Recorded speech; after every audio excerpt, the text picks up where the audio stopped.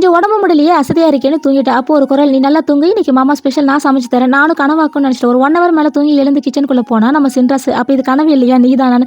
நம்ம சேனல்லேயே 1008 chicken recipe போட்டிருக்கு. ஆனால் நீ வேறு யாரோ ஆன்டி சேனலை பார்த்துட்டு இருக்கா. ஏன்டா நானே நிறைய போட்டிருக்கேன்னு சொன்னதுக்கு, எப்போ பாரு உன் ஸ்டைலே உன் டேஸ்ட்னு போர் வச்சிச்சு. ஸோ மாமா ஸ்பெஷல் செஞ்சு தரேன்னு பல்ல காட்டி சொல்லிட்டு இருந்தா. என்னது இவ்வளோ சீக்கிரத்தில் போர் வச்சிச்சா? நீ பல்ல காட்டுறது பார்த்தா சரியில்லைன்னு கொஞ்சம் திரும்பி பார்த்தா என் மொத்த கிச்சனையும் நாசம் பண்ணி வச்சுட்டு அது நான் தானே ஒரு போஸ் வேற. உங்க ஆத்தா அப்பவே உன் காது திருக்கி திருந்தினாங்க. இப்போ நான் காது திருக்க வேண்டிய அவசியம் வந்திருக்காதுன்னு 2 திருக்கி அவ சண்முகி மாதிரி க்ளீன் பண்ண ஆரம்பிச்சிட்டேன். பையனால சமைச்சு வச்சுட்டு இந்தாங்க டேஸ்ட் பாருங்கன்னு வந்து கொடுத்தாச்சு. சாப்பிட்டு பார்த்துட்டு உனக்கெல்லாம் மனசாட்சி இல்லடான்னு சொல்லணும் கூட தோணுச்சு. இருந்தாலும் பிள்ளை கஷ்டப்பட்டு என்கிட்ட பல ஆடையும் வாங்கி கொடுக்குறாருன்னு பாராட்டி சூப்பர்னு சொல்லிட்டேன். ஆக்சுவலி நல்லா இருந்த பல விதமான எக்ஸ்பிரஷன் என் மூஞ்சில நாட்டியம் ஆடி இருக்கும். அப்படி எதுவும் ஆடாததுனால உன்னெல்லாம் நம்ப முடியாது. எங்க ஒரு வாய் விட்டு நல்லா சாப்பிட்டு பார்த்துட்டு நல்லா தான் இருக்கு, என்ன இஞ்சி போட்டு பேஸ்ட் மறந்துட்டேன், அதான் மஞ்சள் தூள் வாரி போட்டேன்னு கேட்டேன். இல்லடி நீ போட்டிருக்க மஞ்சள் தூள் டப்பால குட்டி ஸ்பூன் போட்டிருக்க, வீடியோல பெரிய ஸ்பூன் காட்டினாங்க, அதனால நீ போட்டிருக்க ஸ்பூன் தூக்கி போட்டு பெரிய ஸ்பூன்ல மஞ்சள் தூள் போட்டேன்னு சொல்லிட்டான். அட மனித குறையன்னு சொல்லிட்டு பக்கத்துல நிற்கிறானே நான் வாயில கொஞ்சம் கறியை திணிச்சா மொத்தத்தையும்